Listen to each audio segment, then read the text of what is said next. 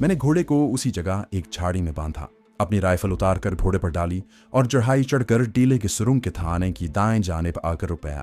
जो डाकू रात को सुरंग के बाहर पहरा देता था वो अंधेरे में मुझे पत्थर से टेक लगाकर बैठा धुंधला धुंधला नजर आ रहा था।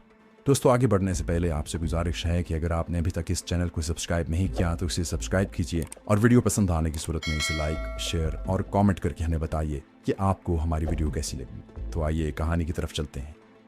मालूम नहीं वो सो रहा था कि जाग रहा था, मगर वहाँ मौजूद था और मुझे उसे वहाँ से इस तरह हटाना था कि वो शोर भी न मचा सके और मेरे हाथों हलाक भी न हो।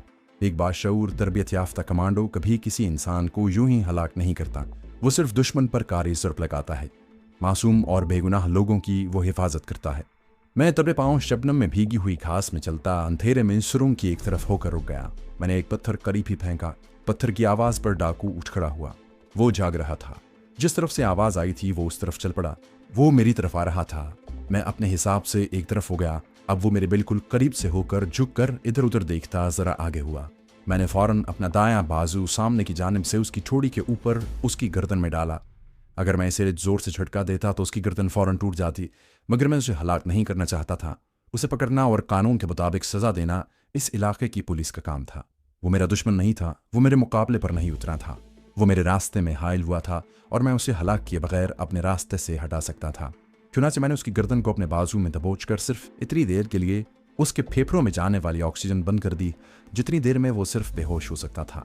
जब मुझे यकीन हो गया कि वो बेहोश हो गया है तो मैंने पहला काम ये किया कि उसकी बंदूक दूर झाड़ियों में फेंक दी। फिर उसके सर पर बंधा हुआ साफा उतार कर उसके मुंह में ठूस दिया कि अगर उसे होश भी आ जाए तो वो फौरी तौर पर शोर न मचा सके। इस काम से फारिग होते ही मैं दौड़कर सुरंग में दाखिल हो गया। शकुंतला जाग रही थी। मैंने उसे कहा, मेरे साथ आ जाओ।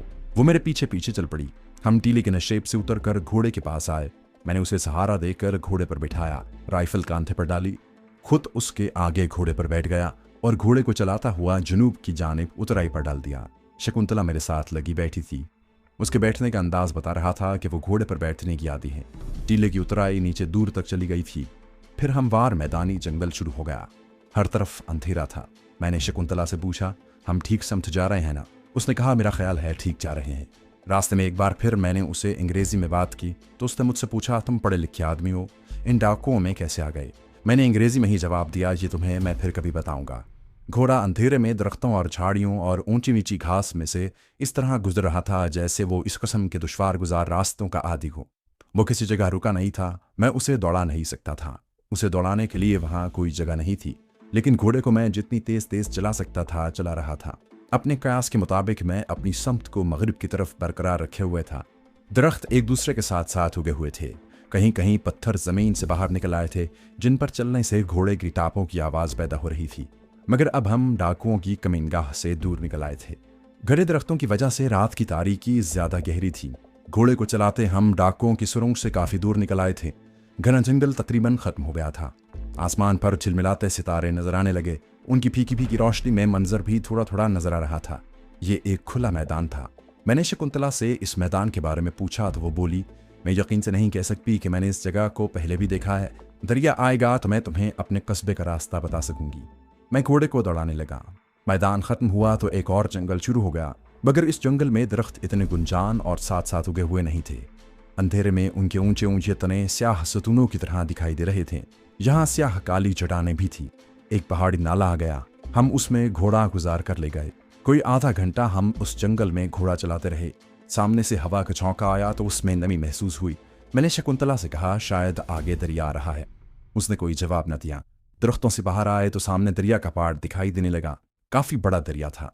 रात के अंधेरे और सितारों की फीकी रोशनी में खामोशी से बहते हुए दरिया में एक अजीब सी दहशत और जलाल था।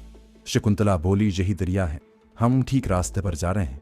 मैंने कहा, अगर थक गई हो तो हम घोड़े से उतर आते हैं। शकुंतला बोली, नहीं, मैं घुड़सवारी की आदी हूँ।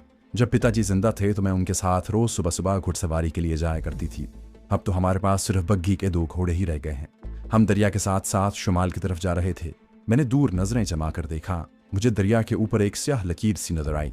मैंने शकुंतला से कहा, मेरा ख्याल है वो सामने रेल का पुल है। शकुंतला ने मेरे पीछे से गर्दन निकाल कर सामने की जानिब देखा और कहा, हाँ, ये रेलवे ब्रिज ही है, हम ठीक जा रहे हैं। उस पुल की दूसरी तरफ राजवाड़े का जंगल शुरू होता है। मैं घोड़े को दुलकी चलाने लगा। रेलवे पुल अंधेरे में वाज़ेह होता जा रहा था। हम दरिया के साथ साथ जा रहे थे। रेलवे पुल के पास आकर हम घोड़े से उतर आए। इस पुल पर एक तरफ रेलवे लाइन बिछी हुई थी, उसके साथ ही पैदल चलने का रास्ता था। दरमियान में काफी ऊंचा लोहे का जंगला लगा हुआ था। हम घोड़े को लेकर पैदल चलने वाले रास्ते पर चलने लगे। हमारे बाएं जानिब नीचे दरिया नजर आ रहा था। पुल के सुतूनों के पास से गुजरते तो दरिया की मौजों का सुतूनों से टकराने का शोर सुनाई देता।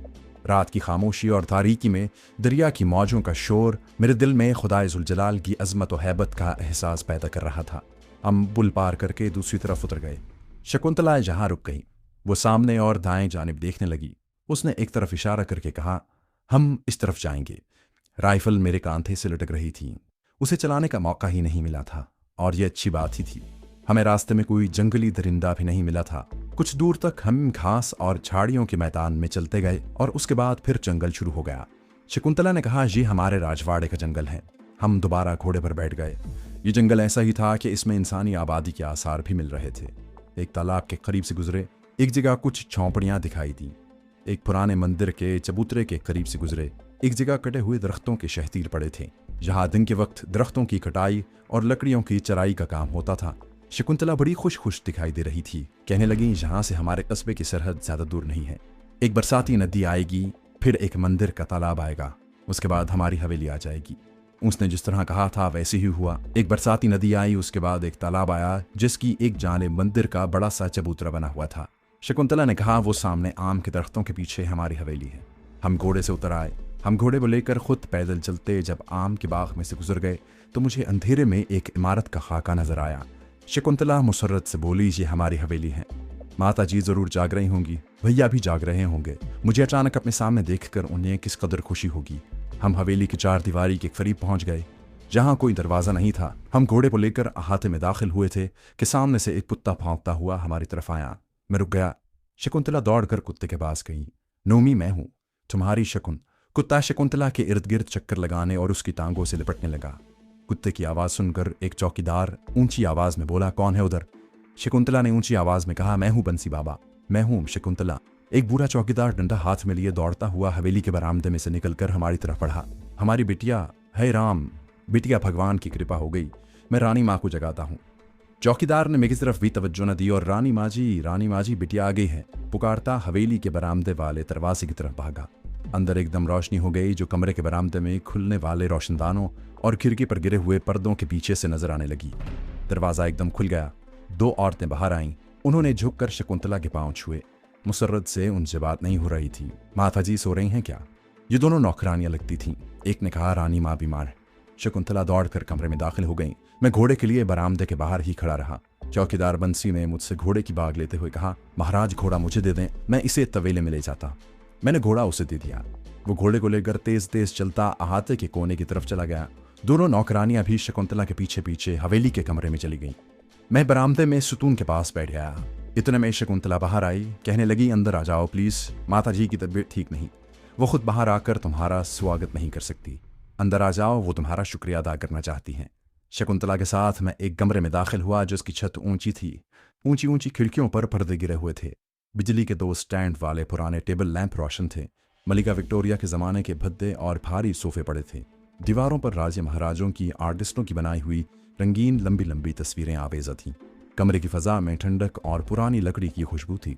हम उस कमरे से गुजरकर पीछे एक और बड़े कमरे में आ गए। ये बेडरूम था। लकड़ी की मुनक्कश पुष्ट वाले एक बहुत बड़े पलंग पर एक बूढ़ी मगर बावकार चेहरे वाली औरत टेक लगाए बैठी थी।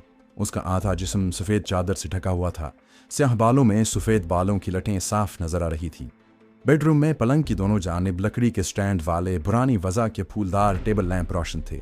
फ़ज़ा में किसी बड़े शाइस्ता और मुहज़्ज़ब किस्म के परफ्यूम की हल्की हल्की खुशबू रची हुई थी। शकुंतला के आगे मैंने अपने आप को हिंदू जाहिर करते हुए अपना नाम धर्मवीर बताया था। जाहिर है उसने अपनी माता जी यानी रानी माँ से मेरा इसी नाम से तारुफ करवाया होगा। चुनाचे मैंने पलंग के करीब जाते ही बूढ़ी औरत को नमस्कार किया। उस बावकार चेहरे वाली औरत ने एहसानमंद नजरों से मुझे देखा, हाथ जोड़कर मेरे नमस्कार का जवाब दिया और कमजोर मगर भारी आवाज में कहा, धर्मवीर बेटा, तुमने हमारे खानदान पर जो एहसान किया है हम इसका बदला शायद सारी जिंदगी नहीं चुका सकेंगे। मैंने बड़े अदब से कहा, रानी माँ जी, मैंने तो अपना फर्ज अदा किया है। मुझे खुशी है कि मैं आपकी बेटी को इज्जत व आबरू के साथ घर में वापस ले आया हूँ। शकुंतला अपनी माँ के पास इस तरह बैठी थी कि उसका सर माँ के सीने से लगा था और माँ उसके सर पर हाथ फेर रही थी। रानी माँ ने कहा, बेटा धर्मवीर तुम खड़े क्यों हो, बैठ जाओ। मैं करीब पड़ी मुनक्कश कुर्सी पर बैठने लगा तो रानी माँ ने कहा, वहां नहीं बेटा, यहाँ पलंग पर मेरे पास बैठो। मैं पलंग की पट्टी पर आहिस्ता से बैठ गया। रानी माँ ने दोनों हाथ आगे बढ़ाते हुए कहा, मेरे करीब आओ बेटा, मेरे पास आओ। मैं रानी माँ के करीब हो गया। उसने दोनों हाथ मेरे सर पर और चेहरे पर बड़ी मोहब्बत से फेरे और आगे होकर मेरा माथा चूम लिया। मुझे ऐसे लगा जैसे वाकई मेरी माँ ने मेरा माथा चूमा हो। माँ बहन भाई बहनों की मोहब्बतें एक जैसी होती हैं, जिस तरह पंजाबी में कहते हैं सांझी होती हैं। ये कुदरती मोहब्बतें हैं और ये रंगो नस्ल और जुग्राफियाई हदूद और ज़बानों से बेनियाज होती हैं। इन सब में माँ की मोहब्बत सबसे अफजल होती है। दोनों नौकरानियाँ पलंग के एक तरफ अदब से हाथ बांधे खड़ी थी। रानी माँ ने उन्हें कहा, धर्मवीर के लिए कुछ खाने को लाओ। मैंने कहा, माता जी इसकी ज़रूरत नहीं है। शकुंतला माँ से अलग होते हुए बोली, नहीं धर्मवीर जी, इसकी ज़रूरत है। ये बात उसने अंग्रेजी में कही थी। रानी माँ ने शकुंतला को अंग्रेजी में कहा, बेटी तुम खुद जाकर मिठाई लाओ। शकुंतला दोनों नौकरानियों के साथ दूसरे कमरे में चली गई। अब रानी माँ मुझसे मुखातिब होकर बोली, हमने स्टेट पुलिस में शकुंतला के अगवा की रिपोर्ट दर्ज करा दी थी। स्टेट के अलावा शकुंतला के भाई ने ग्वालियर पुलिस को भी रिपोर्ट कर दी थी। मेरा बेटा तो मिलिट्री पुलिस इंटेलिजेंस को भी रिपोर्ट करने वाला था, लेकिन मैंने उसे मना कर दिया। इस तरह से हमारे खानदान की फौज तक बदनामी पहुंच सकती थी। और शायद शकुंतला ने तुम्हें बताया हो, मेरा बेटा और शकुंतला का बड़ा भाई इंडियन फौज में मेजर है। ये सुनकर मेरे कान खड़े हो गए। मैं ग्वालियर के फौजी टॉर्चर सेल में रह चुका था और ग्वालियर वहां से ज्यादा दूर नहीं था। शकुंतला का भाई भी फौज में था। उसका हेडक्वार्टर मुमकिन है ग्वालियर में ही हो। उसके आगे मेरा राज खुल सकता था, लेकिन मुझे सिर्फ इस बात का इत्मीनान था कि ग्वालियर छावनी की फौज अपनी तरफ से मुझे तैयारे से नीचे गिराकर हलाक कर चुकी थी। अब उन्हें मेरे बारे में मजीद तफ्तीश करने, मुझे तलाश करने और मेरी जासूसी करने की जरूरत नहीं थी। मुझे अगर डर था तो सिर्फ इस बात का कि कहीं इस शकुंतला के फौजी भाई ने मुझे ग्वालियर के फौजी कैंप में देख न लिया हो। अगर ऐसी बात हुई तो वो एक सेकंड में मुझे पहचान लेगा कि मैं पाकिस्तानी कमांडो हूँ और बड़ा खतरनाक कमांडो हूँ, और मुझे हलाक करने के लिए एक फौजी तैयारे से गिरा दिया गया था। उसके साथ ही मुझे ये ख्याल भी आ गया कि मैंने इस खानदान पर बहुत बड़ा एहसान किया है। ये लोग मेरे ज़ेरे बार एहसान हैं। इनको मेरा और मुझे इनका एतमाद हासिल है। इस लिहाज से शकुंतला का मेजर भाई भी मेरी इज्जत करेगा। मुझे उसका एतमाद भी हासिल हो सकता है। वो इंडियन फौज में अफसर है। अगर वो फौज के किसी हसास महकमे में है तो मुझे उस खानदान पर अपने एहसान और मुझ पर उनके एतमाद की वजह से इस फौजी अफसर से मुझे बहुत सी फौजी मालूमात हासिल हो सकती हैं। मुझे ऐसे राज भी मिल सकते हैं जो कश्मीर के महाज पर जंग करते कश्मीरी मुजाहिदों और पाकिस्तान की सलामती के लिए बेहद मुफीद साबित हो। सबसे पहले मैं ये मालूम करना चाहता था कि शकुंतला का फौजी भाई इस वक्त कहाँ है और वो फौज के किस महकमे में है। शकुंतला की माँ एक पढ़ी लिखी खातून थी और उसने अंग्रेजी तालीमी इदारों में तालीम हासिल की हुई थी। वो बड़ी रवानी से अंग्रेजी बोलती थी। उसे अपने बेटे के फौजी महकमे का जरूर इल्म होगा। मैंने रानी माँ से कहा, माता जी आपने बड़ा अच्छा फैसला किया कि मिलिट्री इंटेलिजेंस को शकुंतला के बारे में रिपोर्ट नहीं की। इससे खानदान की नेक नामी पर हर्फ आ सकता था। अब देखिए ना, आपकी बेटी इज्जत व आबरू के साथ घर वापस पहुंच गई है। आपको भगवान का शुक्रिया अदा करना चाहिए। मैंने जानबूझकर ये जुमले अंग्रेजी में बोले थे। रानी माँ ने भी अंग्रेजी में कहा, हम भगवान का भी शुक्र अदा करते हैं और तुम्हारा भी। तुम हमारी इज्जत को महफूज हमारे पास ले आए। रानी माँ मुझसे कोई सवाल करने वाली थी कि मैंने अंग्रेजी में पूछा, रानी माँ जी आपका बेटा और शकुंतला का भाई फौज के किस महकमे में है?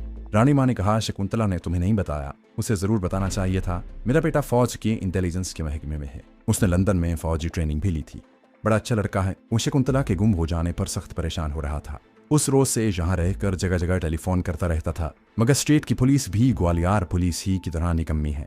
मेरा बेटा आज सुबह ही अपने हेडक्वार्टर नागपुर वापस आ गया है। मैं अभी उसे फोन करके बताती हूँ कि शकुंतला घर वापस आ गई है। शकुंतला का भाई मिलिट्री इंटेलिजेंस का मेजर था। इसका मतलब है कि अगर उसने मेरी शक्ल ग्वालियर के फौजी कैंप में नहीं देख रखी तो मैं उसे एतबाद में लेकर उससे बड़ी अहम फौजी मालूमात हासिल कर सकता था।